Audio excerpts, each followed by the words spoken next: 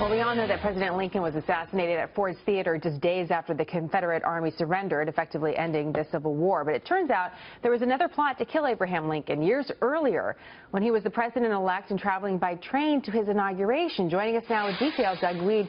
He's a presidential historian. Doug, it was on this day, in fact, that this plot to assassinate Abraham Lincoln was to be carried out in Baltimore. Why did anyone want to assassinate him? Oh, it was a very divisive time, Jenna, and most historians are amused when they hear pundits on TV talking about it's never been this divisive before.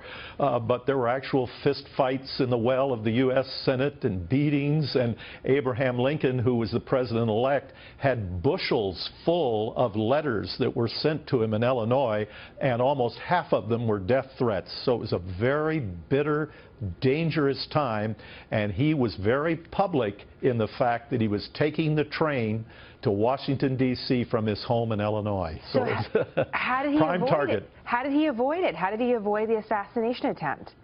Well, it was actually a private citizen, Samuel Felton. He was the owner of the Philadelphia, Wilmington, Baltimore Railroad, and he wisely decided it wouldn't be good for business if the president-elect died on his watch. So he, as a private citizen, contacted Alan Pinkerton, the famous detective from Chicago who was making a name for himself, and they concocted a plan, a security plan, to protect the president.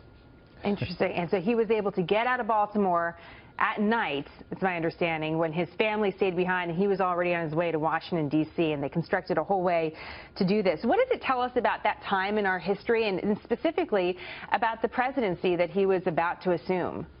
Well, it tells us a lot. It tells us that Lincoln was rather innocent. No president had been assassinated up to that time. He didn't take these threats seriously, took the private sector to actually protect him. And by the way, Pinkerton had someone pose, a Lincoln look-alike, stand on the railroad platform with a woman's shawl around his shoulders. So the story got out, the false story, that Lincoln had dressed as a woman to sneak into Washington, D.C. That became a big political storm, the first cross-dresser president. Wow. And an inauspicious way for him to begin his presidency. And who knew? 150 years ago, we were still having those conversations, or we were having those conversations.